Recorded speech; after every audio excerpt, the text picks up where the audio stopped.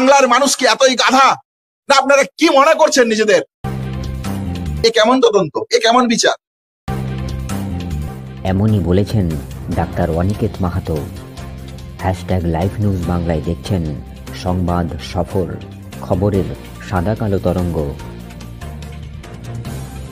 অভয়ার ন্যায় বিচারের দিশা পেতে 13ই জানুয়ারি শিলিগুড়ির বাঘাযতীন পার্কে গণকনভেনশনের আয়োজন করা হয়েছিল। প্রিয় দর্শক শ্রোতা বন্ধুরা, শিলিগুড়ির এই গণকনভেনশনে ওয়েস্ট বেঙ্গল জুনিয়র ডক্টরস ফ্রন্টের ডাক্তার অনিকেত মাহাতো কী বলেছেন, সেই বক্তব্যই থাকছে এখনকার সংবাদ সফরে।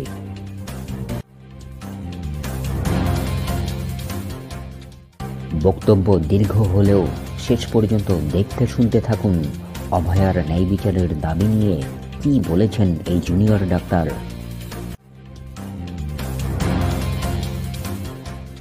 নমস্কার।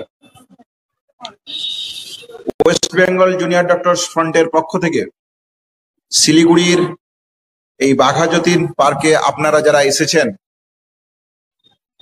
আমরা বয়সে অনেক অনুজ, ছোট, ঘটনার পরিপ্রেক্ষিতে আমাদেরকে আন্দোলন করতে বাধ্য করেছে। প্রয়োজন ছিল, আমরা তা পালন করেছি। এই প্রয়োজনীয়তাকে সামনে রেখে আজকে যখন এই প্রয়োজন হয়েছে যে আমরা এই শিলিগুড়িতে আসব, শিলিগুড়ি শুধু নয়, কলকাতা থেকে শুরু করে পার্শ্ববর্তী যত জেলা এবং সারা পশ্চিমবঙ্গের বিভিন্ন জেলাতে আমাদের আন্দোলনে আমরা কি দেখেছি, আমাদের অভিজ্ঞতা কি, জুনিয়র ডাক্তারদের এই আন্দোলনের সাথে সাধারণ নাগরিক মানুষ, আপনারা যারা অতপ্রতভাবে জড়িত হয়েছেন, তাদের প্রতি একটা দায়বদ্ধতার জায়গা আছে। এই দায়বদ্ধতার জায়গা জুনিয়র ডাক্তাররা কখনো ভুলে যেতে পারে না। বন্ধু আশফাকুল্লাহ যে কথা বলছিল যে আমরা পালিয়ে যেতে পারি না, তাহলে পালিয়ে যদি না যেতে হয় তাহলে আমরা কি করতে পারি সেই প্রসঙ্গ। আপনারা আজকে মেডিকেল সার্ভিস সেন্টার, নাইট সিজ আওয়ার্স এবং সিটিজেন অফ জাস্টিসের পক্ষ থেকে এবং আরো অগণিত মানুষ যারা এই কনভেনশন অর্গানাইজ করেছেন, অভয়ার বিচারের দাবিকে সামনে রেখে West Bengal junior doctors front এই দাবির সাথে সম্পূর্ণরূপে সহমত প্রকাশ করেন। আপনারা যে খসড়া প্রস্তাব রেখেছেন, এই প্রস্তাবের সাথে সম্পূর্ণরূপে সহমত পোষণ করে। স্বাভাবিকভাবে এই আমার আজকের আপনাদের সামনে যে মত রাখবো, একটু ধৈর্য ধরে শুনবেন। কিছু টেকনিক্যাল বিষয় থাকবে, আন্দোলনের অভিজ্ঞতা থাকবে। আমি যেটুকু অনুজ হিসেবে আপনাদের থেকে বয়সে অনেক ছোট, কিন্তু আমি যেটুকু মনে করি ঠিক আন্দোলন কোন পথে এই 5.5 মাসের জায়গায় এসে চালানো উচিত বা যাওয়া উচিত, আমার সেই অভিজ্ঞতার কথাও আমি রাখবো। কিন্তু আপনারা একটু ধৈর্য ধরে শুনবেন। যে কথা বলার, 9ই আগস্ট আরজি কর মেডিকেল কলেজে যখন রেপ এবং মার্ডারের মতন একটা নৃশংস ঘটনা ঘটে, সেদিন আমাদের মনের মধ্যে ছিল যে 9ই আগস্ট ওই সেমিনার রুমে ঠিক কি ঘটেছে আমরা এইটুকুই জানতে চেয়েছিলাম। আমরা জানতে চেয়েছিলাম একটা মেডিকেল কলেজের ক্যাম্পাসে একটা এমার্জেন্সি বিল্ডিং এর 3rd ফ্লোর, যে জায়গাটা অতিক্রম করতে গেলে 100 থেকে 200 মিটার অতিক্রম করতে হয়, তারপর ওই রুমে পৌঁছানো যায়, সেখানে একজন কর্তব্যরত চিকিৎসকের উপর এইরকম অমানবিক ঘটনা কিভাবে ঘটতে পারে? কি তাহলে উদ্দেশ্য থাকতে পারে, কি মোটিভ থাকতে পারে? এই ছিল সেদিন ওই গুটি কয়েক চিকিৎসক যারা ওই সেমিনার রুমের বাইরে দাঁড়িয়েছিল, তাদের মনের মধ্যে শুধুমাত্র এই ছিল প্রশ্ন। তাহলে এই প্রশ্নের অনুসন্ধান করতে আমরা বেরিয়েছিলাম। এই প্রশ্নের অনুসন্ধান করতে করতে আজ যখন 4.5 মাস অতিবাহিত হচ্ছে, তখন আমরা কি দেখলাম? আমরা চেয়েছিলাম 9ই আগস্টের যে ঘটনা, এই ঘটনার আপনি ন্যায় বিচার দিন। আমরা মনে করেছিলাম যে ওই জায়গায় যে একজন কর্তব্যরত চিকিৎসকের উপর যদি এই ধরনের অমানবিক ঘটনা, অপৈশাচিক ঘটনা ঘটতে পারে, তাহলে বাংলার বাকি মা বোনেরা কোথায় সুরক্ষিত? এই প্রশ্ন সেদিন জুনিয়রদের মধ্যে, আমাদের জুনিয়র ডাক্তারদের মধ্যে এসেছিল। আমরা যখন শুনছি we want justice, we demand justice, Hazra মোড়ে যখন এই স্লোগান উঠছে, শিলিগুড়িতে যখন স্লোগান উঠছে, বহরমপুরে যখন স্লোগান উঠছে, চুঁচুড়াতে যখন স্লোগান উঠছে, তখন তাদের মনের মধ্যে কি আছে? তাদের মনের মধ্যে এটাই আছে, তারা এই যন্ত্রণার সাথে নিজেদের যন্ত্রণাকে কোথাও একাত্ম করতে পারছে। তারাও মনে করছে যে এই ক্রিমিনালাইজেশন, এই দুর্বৃত্তায়ন যদি এই পশ্চিমবাংলায় থাকে, তাহলে বাকি মা বোনেরা কোথায় সুরক্ষিত হবে? তাদের মেয়েরা যখন স্কুলে যাচ্ছে, যখন বিদ্যালয়ে যাচ্ছে, যখন বিশ্ববিদ্যালয়ে যাচ্ছে, বাইরে যখন ছাড়তে হচ্ছে, তাহলে তাদের সুরক্ষা ঠিক কোন জায়গায়? এই প্রশ্ন বারবার দেখা দিচ্ছে। আপনারা যখন আপনাদের কাজের জায়গায়, কর্তব্যরত জায়গায় প্রতিদিন নানানভাবে হ্যারাসমেন্ট হতে হচ্ছে, সেই জায়গা থেকে আপনাদেরও মনে হচ্ছে যে এই আন্দোলনের সাথে সম্পৃক্ত হওয়া উচিত। তাহলে আজকে ঠিক আমরা কোন জায়গায় দাঁড়িয়ে এই আন্দোলনকে কেন্দ্র করে, শুধু ন্যায় বিচারের জায়গাকে কেন্দ্র করে পাশাপাশি আরো যে কতগুলো জায়গা উঠে এসেছিল, সেটা হচ্ছে স্বাস্থ্য দুর্নীতির চিত্র। আমরা দেখেছিলাম হেলথ ইনফ্রাস্ট্রাকচারকে কেন্দ্র করে সুনির্দিষ্ট দাবি আমরা রেখেছিলাম। আমরা চেয়েছিলাম সেন্ট্রাল মনিটর বেড, আমরা চেয়েছিলাম মনিটর বেড ভ্যাকেন্সির, যা একজন রুগী খুব সহজে সে হসপিটালে গিয়ে এই পরিষেবা পেতে পারে। আমরা চেয়েছিলাম ডাক্তার, সিস্টার, নার্স, স্বাস্থ্যকর্মীদের যে সংখ্যার অপ্রতুলতা, এই অপ্রতুলতা দূর করুন। এই অপ্রতুলতা যদি দূর না করা যায়, তাহলে কাজের যে বার্ডেন, মানসিক যে বার্ডেন এবং পরিষেবা দেওয়ার ক্ষেত্রে যে সহজলভ্যতা, সেই সহজলভ্যতায় কোথাও হ্যাম্পার হয়, কোথাও কম্প্রোমাইজ হয়, তাহলে এই স্বাস্থ্য পরিষেবা আমরা রাখতে পারি না, এই স্বাস্থ্য পরিষেবা আমরা দেখতে পারি না। এই আন্দোলনকে কেন্দ্র করে গড়ে উঠেছিল থ্রেড কালচারের প্রশ্ন। এই শব্দবন্ধকে যদি আপনারা একটু বিশদে দেখেন, তাহলে দেখতে পাবেন শুধুমাত্র মেডিকেল কলেজের অভ্যন্তরে যে থ্রেড কালচার আছে তা নয়। আপনারা আপনাদের পাড়ায়, আপনারা আপনাদের গ্রামাঞ্চলে, আপনারা আপনাদের কর্তব্যরত জায়গায় বিভিন্ন সময় এই সমস্যা পরিলক্ষিত করেছেন। তাই এই আন্দোলনের সাথে সুর মিলেছেন, আন্দোলনের ধ্বনিতে আপনারাও নিজেদেরকে ধ্বনিত করেছেন।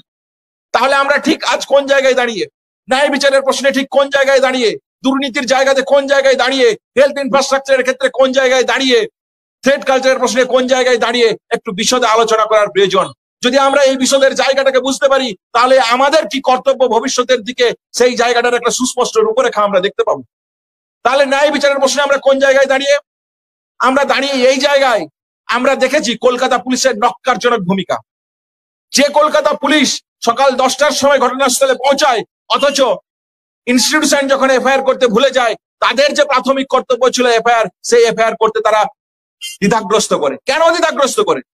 আমরা যখন সেমিনার রুমের বাইরে গুটি কয়েক পিছিয়ে দাঁড়িয়েছিলাম, অভয়ার বাবা মা যখন ওই সেমিনার রুমের ভিতরে তার মেয়েকে দেখতে যেতে চাইছে, কেন এত বাধা? কি করছিলেন ওই সেমিনার রুমের ভিতরে? সেই দিন সকাল 8টা, 8:30টার পর থেকে মেডিকেল কাউন্সিলের কর্তা ব্যক্তিরা, স্বাস্থ্য দপ্তরের কর্তা ব্যক্তিরা, আইপিএস, আইপিএস, আইএস দের কর্তা ব্যক্তিরা, হাজার হাজার মানুষ সেখানে উপস্থিত। আপনারা টিভির পর্দায় তাদের দেখেছেন। বিভিন্ন সময় তাদেরকে নানান ভাবে গার্ড করার চেষ্টা করেছে। কখনো বলছে ফিঙ্গারপ্রিন্ট এক্সপার্ট, কখন বলছে না আমি এমনি গিয়েছিলাম। ওটা কি কোনো পীঠস্থান না, মানে কোনো পর্যটন কেন্দ্র? তাহলে আপনারা দেখতে গিয়েছিলেন কেন? কি আপনাদের উদ্দেশ্য ছিল? তারপরেও আইনের জায়গা থেকে আপনাদের যা করার কথা ছিল সেটা করলেন না কেন? তাহলে এফআইআর করলেন না কেন? ওই ক্রাইম সিনকে কর্ডন করলেন না কেন? আপনাদের দিক থেকে যে এভিডেন্স টেম্পারের প্রশ্ন আসছে, সেই এভিডেন্স টেম্পারের জায়গায় তো সুদৃঢ় হচ্ছে। তাহলে ন্যায় বিচারের জায়গায় কি বলছে? এক না একাধিক। আমরা জুনিয়র ডাক্তাররা শুরুর দিন থেকে এই প্রশ্ন তুলেছি। আমরা মনে করি একজন ব্যক্তির পক্ষে এই ঘটনা ঘটানো সম্ভব নয়। আচ্ছা, আমি ধরেই নিলাম তর্কের খাতিরে, যদি এই ঘটনার জড়িত একজন হয়, সেই একজন যদি সঞ্জয় রায় হয়, 18ই জানুয়ারি সেশন কোর্ট রায়দান করবে এই প্রাইমারি চার্জশিট, সিবিআই যে চার্জশিট দিয়েছে সেই চার্জশিটের উপর বেস করে। তাহলে যদি একজন হয়, সেই একজন যদি সঞ্জয় রায় হয়, তাহলে আপনি বলুন, সে একজন সিভিক ভলেন্টিয়ার, সে একটা মেডিকেল কলেজের এমার্জেন্সি বিল্ডিং এর 3rd ফ্লোরে গিয়ে 100-200 মিটার অতিক্রম করে একটা সেমিনার রুমের মধ্যে এইরকম ঘটনা ঘটালো, আর কেউ জানতে পেল না? তার তো এই ভৌগোলিক পরিস্থিতির সঙ্গে, মেডিকেল কলেজের ভৌগোলিক পরিস্থিতির সাথে তার তো ওয়াকিবহাল থাকার কথাই নয়। তাহলে তার সাথে কে ছিল, এই প্রশ্ন থাকছে। আপনারা যদি বলেন একা সঞ্জয় রায় একজন অভিযুক্ত হয়, তাহলে আপনার বলুন তার মোটিভ কি ছিল, তার উদ্দেশ্য কি ছিল? সে কেন রেপ এবং মার্ডারের মতন এই ধরনের অমানবিক ঘটনা ঘটানোর জন্য ওই সেমিনার রুমে গিয়েছিল? আপনি যদি বলেন একা সঞ্জয় রায় হয়, তাহলে প্রাইমারি চার্জশিটে সিবিআই যেখানে উল্লেখ করছে এভিডেন্স ডিস্ট্রাকশন হয়েছে, ইনভেস্টিগেশনকে হাসাব করার চেষ্টা হয়েছে, এভিডেন্স টেম্পার হয়েছে, তাহলে আপনি আজকে 5.5 মাস অতিবাহিত হওয়ার পর আপনি মনে করেন যে একজন সিভিক ভলেন্টিয়ারকে বাঁচাতে সেদিন টালা থানার ওসি আর এক্স প্রিন্সিপাল সন্দীপ ঘোষ তারা এই এভিডেন্স টেম্পার করেছিল, ইনভেস্টিগেশনকে হাসাব করার চেষ্টা করেছিল? আপনি মনে করেন একজন ওসির এত বড় ক্ষমতা যে একজন মেডিকেল কলেজের ভিতরে একজন চিকিৎসকের উপর এই ধরনের অমানবিক ঘটনা ঘটবে, আর সে একজন সিভিক ভলেন্টিয়ারকে বাঁচাতে এভিডেন্স টেম্পার করবে, ইনভেস্টিগেশন হাসাব করবে? একথা আজ বিশ্বাসযোগ্য? বাংলার মানুষ কি এতই গাধা? না আপনারা কি মনে করছেন নিজেদের? তাহলে এই প্রশ্ন থাকছে। কিন্তু আমরা কি বলেছি? আমরা বলছি একাধিক হতে পারে। কেন হতে পারে? আমরা বলছি যে এমার্জেন্সি বিল্ডিং তার 3rd ফ্লোরে একজন সিভিক ভলেন্টিয়ারের মতন একজনের ব্যক্তির পক্ষে ওখানে যাওয়াই সম্ভব নয়। আমরা দেখেছি তার শরীরের ইনজুরি মার্ক, আমরা দেখেছি পোস্টমর্টম রিপোর্ট। তাহলে এই জায়গাগুলো থেকে পরিষ্কার যে পরিমাণ স্ট্রাগল এবং যে পরিমাণ উন্ডেড ইনজুরি আছে একজন ব্যক্তির পক্ষে ঘটানো কোনোভাবেই সম্ভব নয়। একজন চিকিৎসক হিসেবে প্রথম দিন এই জায়গা আমরা রেখেছিলাম। কিন্তু আজকে তো শুধু চিকিৎসকরা আমরা যে কথা বলছি তা নয়। সাম্প্রতিককালে সিএসএফএল এর যে রিপোর্ট, ফরেনসিক টিমের যে রিপোর্ট, সিবিআই 19/8/2024 যারা জমা দিয়েছে সেই তারিখ সেই ডিএনএ রিপোর্টে পরিষ্কার ভাবে কথা বলছে যে এক্সট্রা ডিএনএ প্রেজেন্স আছে। সাধারণ বুদ্ধিতে আমরা যদি ভেবে দেখি যে এক না একাধিক, স্বাভাবিকভাবে সেখানে উইটনেস যদি না পাওয়া যায় তাহলে বলতে পারি না। তাহলে আমরা কিভাবে বলতে পারি? আমরা বলতে পারি তার যে শরীরের ইনজুরি আছে সেই ইনজুরিতে অন্য কোনো ডিএনএ আছে কিনা। তাহলে এখানে দুজন মানুষ উপস্থিত, একজন ভিকটিম, একজন অ্যাকিউজড সঞ্জয় রায়। এই দুজনের বাদ দিয়ে অন্য কোনো ডিএনএ আছে কিনা আপনি বলুন না। আপনি এই কথা বলছেন না কেন? প্রাইমারি চার্জশিটের দিকে যদি আমরা দেখি সেখানে সেই জায়গায় সুস্পষ্ট এবং স্পেসিফিক ভাবে সিবিআই বলছে নিপিল সোয়াব এবং ইউরেথ্রাল সোয়াবের সাথে ম্যাচ উইথ সঞ্জয় রায়। কিন্তু বাকি রিপোর্ট গুলো কোথায়? আপনি দিন, দেখান। তাহলে সেই রিপোর্টে সিবিআই এর কাছে এই রিপোর্ট নেই এরকম নয়। সিবিআই এর কাছে সেন্ট্রাল ফরেনসিক টিম যে রিপোর্ট দিয়েছে সেই রিপোর্টকে যদি ডিএনএ রিপোর্ট আপনারা দেখেন যা এখন পাবলিক ডোমেনে অ্যাভেলেবেল, সেই জায়গা থেকে এই জায়গা খুব পরিষ্কার এবং সুদৃঢ় ভাবে আমি বলতে চাই আপনাদের উদ্দেশ্যে যে কোন মেলাইন করার জন্য কথা বলছে এ নয়, একদম সায়েন্টিফিক প্রুফ ব্যাখ্যা যে যেখানে এক্সট্রা ডিএনএ প্রেজেন্স পাওয়া যাচ্ছে, তাহলে এক্সট্রা ডিএনএ প্রেজেন্স কোথায় পাওয়া যাচ্ছে? এনাল সোয়াবে পাওয়া যাচ্ছে, ভেজাইনাল মপে পাওয়া যাচ্ছে, নিপিল সোয়াবের মধ্যে পাওয়া যাচ্ছে। তাহলে আপনি কি করে বলেন এই ডিএনএ কোনোভাবে কন্টামিনেটেড হতে পারে? কোনোভাবে এই জায়গা সম্ভব নয়। তাহলে এই রকম জায়গাগুলোতে যে সোয়াবের স্যাম্পেল পাওয়া যাচ্ছে সেই জায়গা থেকে এই জায়গা একদম সুস্পষ্টভাবে পরিষ্কার যে সেই জায়গায় একাধিক ব্যক্তির প্রেজেন্স ছিল। তাহলে শুধুমাত্র জুনিয়র ডাক্তাররা হুচুকের বসে একটা কথা বলছে এরকম নয়। আজকে সিএসএফএল এর সাম্প্রতিক যে কারেন্টের সায়েন্টিফিক এভিডেন্স সেই এভিডেন্সের কথা বলছে। তারপরেও আপনার দিক থেকে সাপ্লিমেন্টারি চার্জশিট দিতে এত দেরি কেন? 90 দিন অতিবাহিত হলো। আপনারা ভেবে দেখুন এই বাংলার মাটিতে রেপ এবং মার্ডারের মতন ঘটনার যে অভিযোগ সেই অভিযোগে যদি একজন যারা অভিযুক্ত তারা এভিডেন্স টেম্পার ডিস্ট্রাকশনের নামে যারা অভিযুক্ত তারা যদি জামিন পেয়ে যায় তাহলে এ কেমন তদন্ত, এ কেমন বিচার? তাহলে আমরা সিবিআই এর যে সাম্প্রতিককালে যে সিসিটিভির ফুটেজ, যে ওই সেমিনার রুমের ভিতরে কারা ঢুকেছিল কারা বাইরে বেরিয়ে এসেছিল, সিবিআই কাছে এই সিসিটিভি ফুটেজ আছে। রাত 2টো থেকে ভোর 6টা অবধি যে সিসিটিভি ফুটেজের রিপোর্ট যদি আপনারা দেখেন তাহলে আপনারা দেখতে পারবেন সিবিআই ইনভেস্টিগেশন করতে আসেনি। স্যার যে কথা বলছিলেন যে কলকাতা পুলিশ একজনের দিকে চোখ দেখিয়ে দিয়েছে, সিবিআই ঠিক সেই চোখ দিয়েই দেখছে। কেন বলছি কথা? সিবিআই এর নিজের নিরপেক্ষতা কোথায়? সিবিআই এর নিজের তদন্তের গতি প্রকৃতি করার যে নিরপেক্ষ দৃষ্টিভঙ্গি সেই দৃষ্টিভঙ্গি আজ কোথায়? কেন বলছি কথা? আপনারা সিসিটিভি রিপোর্ট যদি দেখেন, যে রিপোর্ট আজকে পাবলিক ডোমেনে অ্যাভেলেবেল, তাহলে আপনি যদি সেই দিকে তাকান দেখবেন তারা ডেসক্রিপশন দিয়েছে। কি হবে সেই ডেসক্রিপশন? যে একজন স্টেথো গলায় ঢুকলো, একজন সিস্টারের ড্রেস পরে গেল, একজন ধুতি পাঞ্জাবি পরে একজন ব্যক্তি ঢুকলেন, একজন তার শার্ট এবং প্যান্টের বর্ণনা দেওয়া আছে, তাহলে ডেসক্রিপশন দেওয়া আছে। এই ব্যক্তিটা কে সেটা তো মেডিকেল কলেজের যারা ডাক্তার, সিস্টার, নার্স আপনাদের সাথে সিবিআই এর সাথে ঘন্টার পর ঘন্টা আমরা আলোচনা করেছি। আপনারা যা চেয়েছেন, যা জানতে চেয়েছেন, আমাদের দিক থেকে যা ছিল আমরা আপনাদের কাছে সুস্পষ্ট ভাবে সেই জায়গায় রেখেছি। আমাদেরকে ডাকলে আমরা যাদেরকে চিনি তাদেরকে আইডেন্টিফাই করে দিতে পারতাম। তার বাইরে এমন কোন ব্যক্তি যদি থাকতো যে ব্যক্তি ওই ঘটনাস্থলে ওই সময় থাকা উচিত নয়, তাদেরকে তো আপনি জাস্টিফাই করতে পারতেন, তাদেরকে তো আপনি ইন্টারোগেশনের আয়তায় আনতে পারতেন, তাদেরকে আপনি তদন্তের আয়তায় আনতে পারলেন, কিন্তু আনলেন না। তারা লিখলেন তাদের পাশের কলামে কুড নট বি আইডেন্টিফাইড। একজন ডাক্তার, একজন সিস্টার, একজন স্বাস্থ্যকর্মী, একজন প্যারামেডিক্যাল স্টাফ, তারা তো হসপিটালে 24 ঘন্টার মধ্যে ঘন্টার পর ঘন্টা আছে।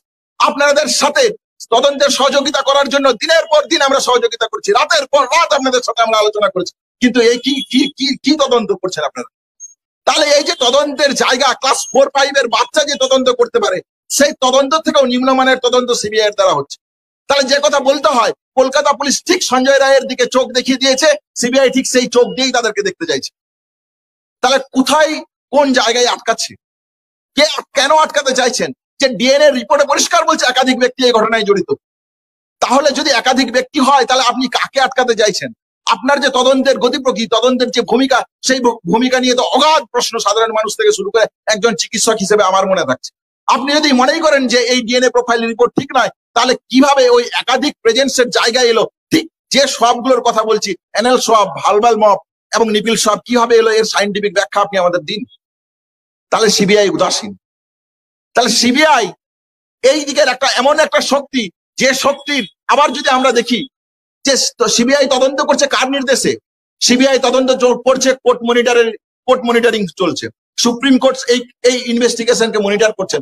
আপনারা যদি খেয়াল করে দেখেন, আপনারা দেখবেন 16ই আগস্ট যখন সুপ্রিম কোর্ট সুমোটো নিচ্ছে এই কেসকে মনিটর করার জন্য, কিসের উদ্দেশ্যে? ন্যায় বিচারের উদ্দেশ্যে।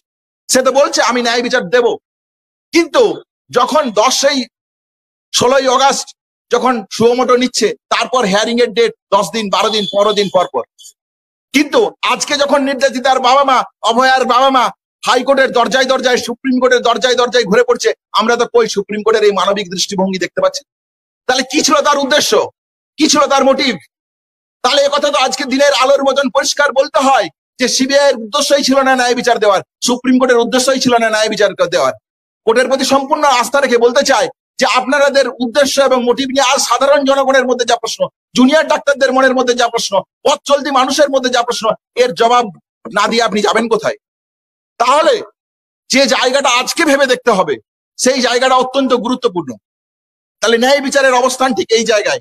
এই দিকের একটা পক্ষ দাঁড়িয়ে আছে সিবিআই এবং সুপ্রিম কোর্ট, কলকাতা পুলিশ, রাজ্য প্রশাসন, স্বাস্থ্যের মুখ্যমন্ত্রী মমতা ব্যানার্জি ঠিক এই একই কলাম, একই ক্যাটাগরিতে দাঁড়িয়ে আছে আমাদের এই আন্দোলনের যে দাবিগুলো আমরা সুস্পষ্ট ভাবে তাই চাইছি তাকে আটকানোর জন্য। তাহলে একই বৃন্তে তারা যেন অবস্থান করছেন। তাদের উদ্দেশ্য একটাই, তুমি ন্যায় বিচার চাইছো, দেখি তোমাকে কে দেয়। তাহলে আপনারা খেয়াল করে দেখুন, যখন আন্দোলন চলছে, আন্দোলনের যখন জোয়ার চলছে, ঠিক সেই সময় রাজ্য সরকারের স্টেপ, আমি বিচার দেব, বিচার দেওয়ার জন্য যেন প্রত্যেকেই সেদিন দোরগোড়ায় বসেছিলেন। কিন্তু আজকে যখন যে প্রশ্নগুলো উঠে আসছে, এই প্রশ্নের সমাধান চাইছি, তখন আর কিন্তু কেউ নেই।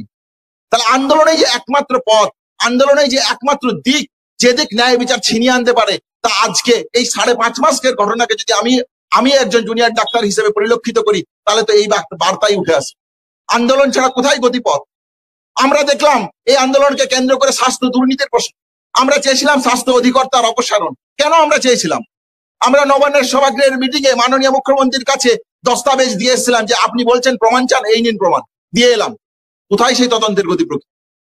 আজকে আরএল নিয়ে যে ঘটনাক্রম ঘটিবাহিত হচ্ছে এই পশ্চিমবঙ্গের মধ্যে, এই ঘটনা নতুন কোনো বিচ্ছিন্ন ঘটনা নয়। আপনারা যান মেডিকেল কলেজের অভ্যন্তরে, আপনারা দেখতে পাবেন বহু প্রসূতি, গর্ভরতা মা প্রাণ চলে গেছে এই আরএল এর জন্য। হয়তো আরএল, প্যারাসিটামল, লিভোফ্লক্সাসিন যেগুলো তারা আজকে ব্যান করছে। তাহলে আমরা যদি দেখি যে কেন এই ধরনের ঘটনা ঘটলো, কেন এই দুর্নীতির ছিল, এই দুর্নীতির জায়গা থেকে আপনারা কাকে প্রশ্রয় দিতে চাইছিলেন? তাহলে বিভিন্ন মেডিকেল কলেজের অভ্যন্তরে একজন চিকিৎসক হিসেবে এই অভিজ্ঞতা নতুন নয়। তাহলে এই অভিজ্ঞতা যদি নতুন না হয়, ম্যাটারনাল ডেথ দিনের পর দিন হতে চলেছে, আর আপনি দুর্নীতির চক্রকে আড়াল করার জন্য দিনের পর দিন পেশেন্টের মৃত্যুর জন্য অপেক্ষা করবেন। আজকে একজন মহিলার মৃত্যু হচ্ছে, একজন মায়ের মৃত্যু হচ্ছে, তারপর আমাকে বলতে হচ্ছে যে স্বাস্থ্য অধিকর্তার অপসারণের দাবি কতটা যুক্তিযুক্ত ছিল। তাহলে একজন মানুষের মৃত্যুর পর আজকে আমাদের এই চেতনার জায়গা উন্মেষ হচ্ছে, সরকারের এই জায়গার উন্মেষ হচ্ছে, কিন্তু কোথায় উন্মেষ? তাহলে মাননীয় মুখ্যমন্ত্রীর কাছে এই প্রশ্ন করতে দাও, আজকে কোনো দ্বিধাদ্বন্দ্ব থাকার কথা নয় যে আপনি তাহলে বলুন যে এই যে দুর্নীতির জায়গা, ম্যাটারনাল মোর্টালিটি যে হচ্ছে, মায়ের মৃত্যু যে হচ্ছে, এই মৃত্যুর তো প্রত্যেকটা মৃত্যুর পর গভর্নমেন্ট কারিকুলাম অনুযায়ী টোটাল ফলো আপ হয়, টোটাল ইনভেস্টিগেশন হয়, পোস্টমর্টম রিপোর্ট অ্যানালাইজ হয়। তাহলে সেই অ্যানালাইজে এই ঘটনা যখন পূর্ববর্তীকালে ঘটেছে, আপনাদের ভূমিকা কি ছিল? স্বাস্থ্য অধিকর্তার ভূমিকা কি ছিল? স্বাস্থ্যমন্ত্রীর ভূমিকা কি ছিল? তাহলে যে দুর্নীতির বেড়াজালে, যে দুর্নীতির জায়গায়, যে অবাধ দুর্নীতির চক্র আপনারা স্বাস্থ্য ক্ষেত্রে তৈরি করেছিলেন, হেলথ ইনফ্রাস্ট্রাকচার থেকে তৈরি করার প্রশ্ন ছিল, সেই জায়গার দাবিতে আমাদের এই আন্দোলন ছিল। আপনারা যদি খেয়াল করে দেখেন, ওই আন্দোলনের চাপেই সেন্টার রেফারেল সিস্টেম তৈরি করতে বাধ্য হয়েছিল, পেড মনিটর ভ্যাকেন্সি সিস্টেম তৈরি করতে বাধ্য হয়েছিল। কিন্তু আজকে যখন ঠিক এই জায়গায় আন্দোলনে একটু স্তম্ভিত, দেখুন আবার দাঁত নখ বের করে তারা কিভাবে এগ্রেসিভলি এগিয়ে যাচ্ছে। তারা চায় যে এই দুর্নীতি তাদের মজ্জায় গভীরে গভীরে প্রাণ সঞ্চার করেছে। তাহলে একদিকে এই শক্তি সিবিআই, সুপ্রিম কোর্ট, রাজ্য প্রশাসন, মাননীয় মুখ্যমন্ত্রী, স্বাস্থ্য অধিকর্তা।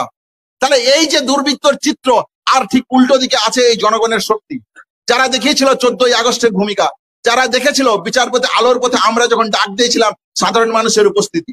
তাহলে জুনিয়র ডাক্তাররা ঠিক কোন পক্ষে থাকবে? জুনিয়র ডাক্তাররা থাকবে কি দুর্নীতির পক্ষে? আমরা পারি না, আমরা কখনোই পারবো না। একজন রোগীর মৃত্যু কাকে সবচেয়ে বেশি দুঃখ দেয়, যে কথা আমরা বলেছিলাম, তার পরিবার আর একজন চিকিৎসক। কারণ চিকিৎসক হিসেবে আমি তার মৃত্যুটাকে পরিলক্ষিত করতে পারি, দেখতে পাই কেন তার মারা যাচ্ছে, কোন জায়গায় হেলথ ইনফ্রাস্ট্রাকচার গাফিলতির জন্য একজন মানুষের মৃত্যু হচ্ছে, একথা আজ দিনের আলোর মতন পরিষ্কার ভাবে একজন চিকিৎসক হিসেবে আমি পরিলক্ষিত করি। তাহলে এই যন্ত্রণা, এই বেদনার জায়গা থেকে আমি এই পক্ষের কখনোই সমর্থন করতে পারি না। তাহলে আমাকে পক্ষ বেছে নিতে হয়েছে। তাহলে আজকে পক্ষ বেছে নেওয়ার জায়গা, পক্ষ বেছে নেওয়ার সময়, এই সময়ে এসে আপনাকে ঠিক করতে হবে আপনি ঠিক কোন পক্ষে থাকবেন। আজকে যে হেলথ ইনফ্রাস্ট্রাকচারকে কেন্দ্র করে centre referral system, bed monitor vacancy, আপনারা থাকবেন কি থাকবেন না, আপনারা চান কি চান না। জিডিএমও রিক্রুটমেন্ট, আমরা বলেছি যে চিকিৎসকের আপনারা যে ডেফিসিট আছে সেই ডেফিসিট ইতিমধ্যে মেটান, কেন মেটাবেন না? তাহলে আন্দোলনেই পারে, এই আন্দোলন বিভিন্ন দাবি দাবা অ্যাচিভ করেছে, এই আন্দোলনেই পারে আন্দোলনের মধ্য দিয়ে এই জায়গা আমরা অতিবাহিত করতে পারি। কেন এত মেলাইন, কেন এত তৎপরতা? এই যে এইখানে যারা পুলিশ দাঁড়িয়ে আছেন, মঞ্চ বাঁধার সময় হাজার সমস্যা, কেন তাদের এত অভিযোগ, কেন তাদের এত ভয়, কেন তারা বারবার বলছেন যে আপনারা রাস্তা জ্যাম করছেন? আমরা তো রাস্তার একটা সাইড খুলে দিয়েছি। তাহলে আপনাদের মনের মধ্যে এত ভয় কেন? আপনাদের মনের মধ্যে ভয় এই জায়গা থেকে যে না, সত্যগুলো সম্পর্কে মানুষ যদি সচেতন হয়, মানুষ যদি মূল্যবোধ নৈতিকতার সঞ্চয় নিয়ে ঠিক এই পক্ষের জায়গা থেকে দাঁড়িয়ে এর প্রতিবাদ করে, তখন আপনি যাবেন কোথায়? তাহলে যে জায়গা অত্যন্ত বলার যে আন্দোলনের প্রাপ্তি অপ্রাপ্তি নিয়ে আন্দোলন কতটা সফল, আন্দোলন কতটা বিফল, এই নিয়ে হাজার আলোচনা করতে পারে, এই নিয়ে দিনের পর দিন আলোচনা হতে পারে, ইতিহাস লেখা হবে, সেই লেখাতে বিভিন্ন জায়গায় নাম থাকবে, ঠিক আছে।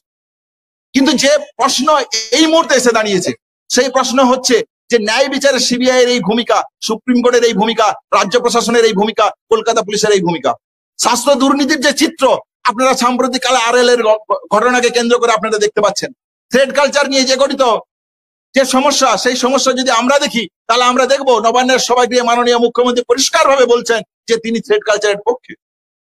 তাহলে যে রাজ্যের সর্বময় কর্তৃ তার এই অবস্থান হয় থ্রেড কালচারের পক্ষে, দুর্নীতির পক্ষে, দর্শকদের পক্ষে, তাহলে আপনি ন্যায় বিচার চাওয়ার জন্য যাবেন কোথায়? তাহলে এই পক্ষ কতটা সুশৃঙ্খল, কতটা সুপরিকল্পিত ভাবে এই ধরনের কাজ করতে পারে, এই ধরনের জায়গায় তাদের অভিব্যক্তি রাখতে পারে, এভিডেন্স টেম্পারিং এর ক্ষেত্রে কতটা সতর্কতা অবলম্বন করতে পারে, এই তার সুদৃঢ় জায়গা। অপোজিটে দাঁড়িয়ে আছে আমরা, জুনিয়র ডাক্তার, নাগরিক সমাজ, সাধারণ মানুষ, যারা দিনের পর দিন, রাতের পর রাত এই আন্দোলনে পাশে থেকেছেন। দিনের পর দিন, রাতের পর রাত আপনারা হসপিটালে পরিষেবা নিতে যখন যান, তখন এই সমস্যার সম্মুখীন হন। আপনারা যদি মনে করেন ন্যায় বিচার চান, তাহলে এই যে শক্তি, এই শক্তির যে সুপরিকল্পিত পরিকল্পনা, সেই পরিকল্পনার ভিতরে যে জায়গাগুলো যে বজ্র আটুনির মতো বাঁধন আছে, সেই বাঁধনের দিকে আপনাদেরকে নজর দিতে হবে। আপনাদেরকে বুঝে নিতে হবে যে কেন সে ন্যায় বিচার দিতে চায় না। সিবিআই কি এতই গাধা? সিবিআই জানে না কোথায় কি হচ্ছে? রাজ্য প্রশাসন কি এতই গাধা সে জানে না যে আরএল এর মতন ঘটনা করছে? 1 বছর আগে কর্ণাটক সরকার বলে দিয়েছে। সাম্প্রতিক কালে 27 জানুয়ারি আরএল নিয়ে সমস্ত রিপোর্ট সমস্ত জায়গায় সংবাদ মাধ্যমের প্রকাশ আছে, স্বাস্থ্য ভবনের কর্তা ব্যক্তিরা তো আগেই পেয়েছে। কিন্তু তারপরে এই উদাসীনতা কেন, এই অস্বচ্ছতার জায়গা কেন?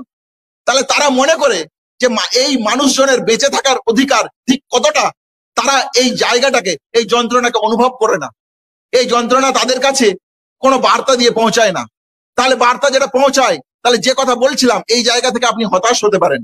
আপনার মনে হতে পারে যে এই আন্দোলন করে এত কিছু জনসমুদ্রের পরেও আমরা যদি মনে করি যে আজকে ঠিক এই জায়গায় এসে আমরা দাঁড়িয়ে থাকবো, তাহলে আমাদেরকে ভাবতে হবে যে ঠিক কেন আমরা হতাশ হচ্ছি। হতাশ আপনাকে কে করছে? কেন আপনি হতাশ হচ্ছেন?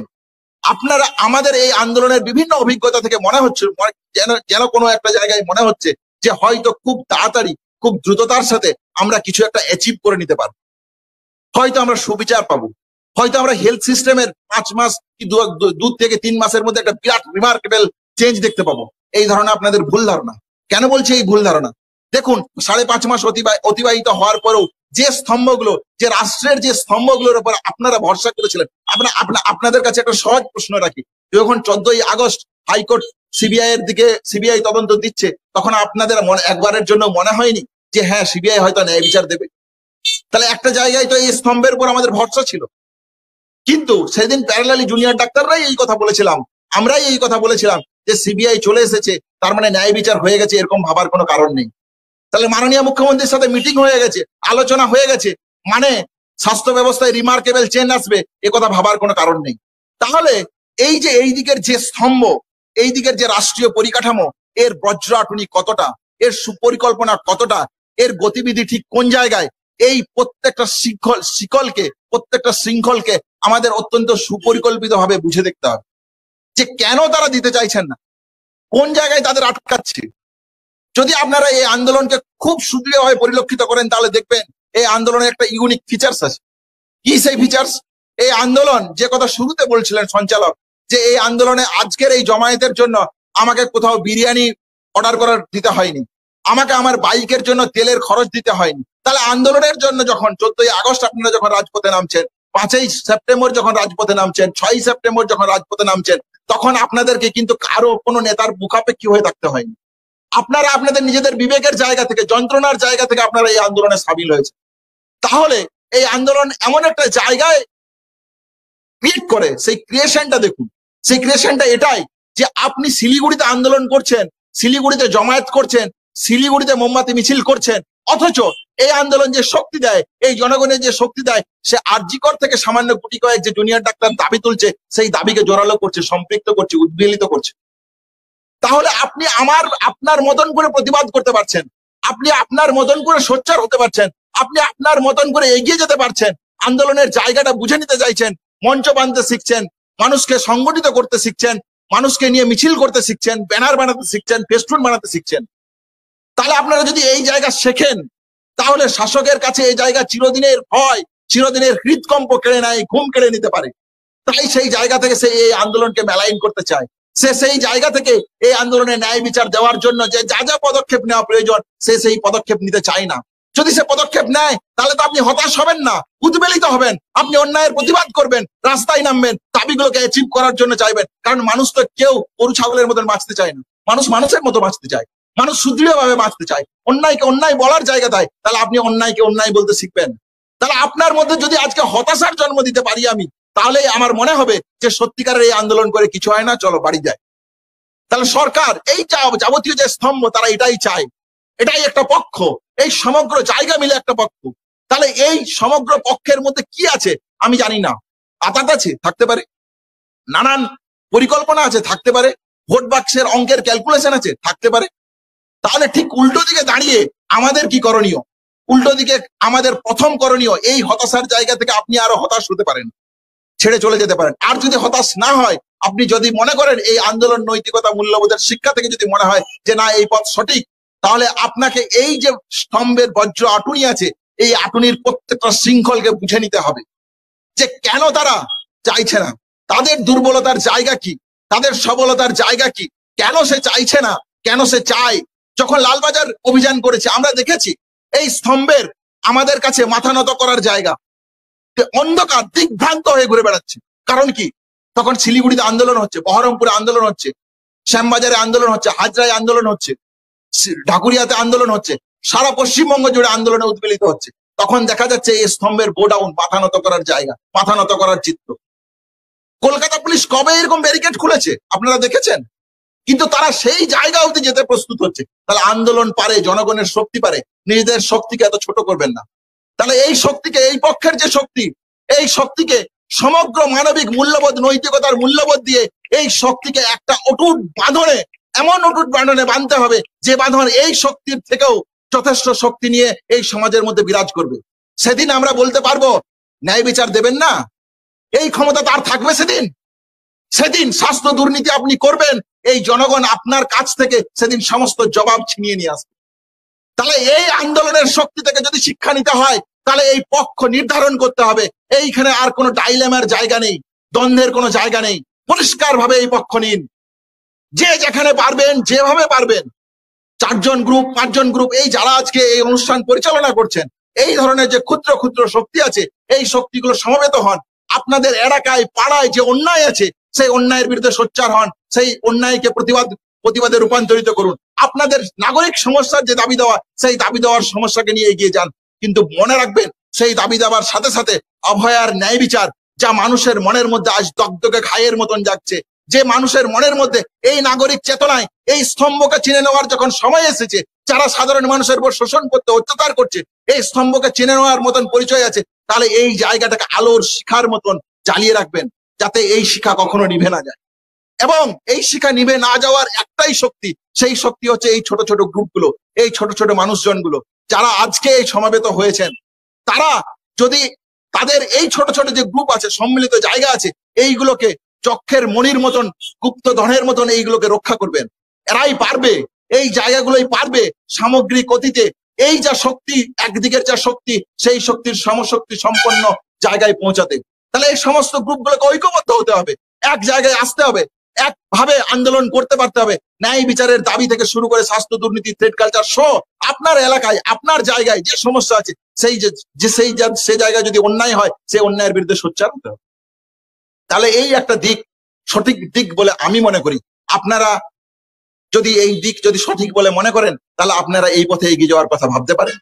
দ্বিতীয়ত যে কথা বলতে চাই, সেটা হচ্ছে এই আন্দোলন যেমন দেখিয়েছে সাধারণ মানুষের কি ক্ষমতা, সাধারণ মানুষের যে পাওয়ার জায়গা, সাধারণ মানুষের যে যাওয়ার জায়গা।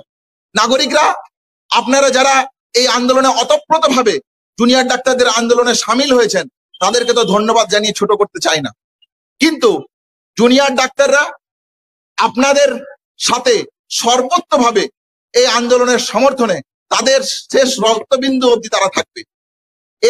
এই দৃঢ় প্রতিজ্ঞা আমি করে যেতে চাই। নাগরিক সমাজ যেভাবে জুনিয়র ডাক্তারদের পাশে এই আন্দোলনে থেকেছে, জুনিয়র ডাক্তারদের এই দায়বদ্ধতার জায়গা যে তারা নাগরিক সমাজের সাথে শেষ দিন অবধি থাকবে। তাহলে হেলথ সিস্টেমের মধ্যে যা সমস্যা, মেডিকেল এথিক্সের যা সমস্যা, নাগরিক এথিক্সের যা সমস্যা, শরৎচন্দ্র, রবীন্দ্রনাথ, বিদ্যাসাগর, প্রীতিলতা, আমাদের মেডিকেল সায়েন্সের যারা পায়োনিয়ার, আন্দ্রে ভেসেলিয়াস থেকে শুরু করে নরমান বেথুন, সেই যাত্রাপথকে আমাদের পরিলক্ষিত করতে হবে। 23শে জানুয়ারি আসছে, আপনারা নেতাজির জন্মদিন প্রত্যেক পাড়ার মোড়ে মোড়ে পালন করবেন। নেতাজির যে নৈতিকতার জায়গা, নেতাজির যে দিশা, দেশ স্বাধীন করার যে আকুণ্ঠ আকাঙ্ক্ষা, এই নেতাজি কোন দেশ দেখতে চেয়েছিলেন, সেই জায়গা থেকে পালন করবেন। এই ছোট ছোট প্রদীপগুলো, দীপ শিখাগুলো আপনাদের মধ্যে নৈতিকতার সঞ্চার করবে। বন্ধু আশফাক যে কথা বলছিল, ভয় এবং লোভকে জয় করতে পারবে, তাহলে এই পায়োনিয়ার এবং এই নবজাগরণের চেতনার যে সাধারণ নাগরিক আমাদের কাছে আছে, বিদ্যাসাগর থেকে শুরু করে রবীন্দ্রনাথ, প্রীতিলতা, মাস্টারদা, নেতাজি সুভাষ বোসের চেতনা, এই চেতনায় বলিয়ান যেন হয় এই ছোট ছোট ছোট ছোট গ্রুপগুলো। তারা যেন সাধারণ মানুষকে সাথে নিয়ে তাদের যে দাবি, সেই দাবিকে সামনে রেখে দিনের পর দিন এগিয়ে যেতে পারে। জুনিয়র ডাক্তাররা সর্বসম্মতভাবে আপনাদের পাশে থাকবে, এই অঙ্গীকার আমি করি। নমস্কার। এখনকার সংবাদ সফর এই পর্যন্ত। আপনার মতামত লিখুন কমেন্ট বক্সে। পরবর্তী সংবাদ সফরে আবারও দেখা হবে। ততক্ষণ সঙ্গে থাকুন আর দেখতে শুনতে থাকুন সংবাদ সফর, খবরের সাদা কালো তরঙ্গ।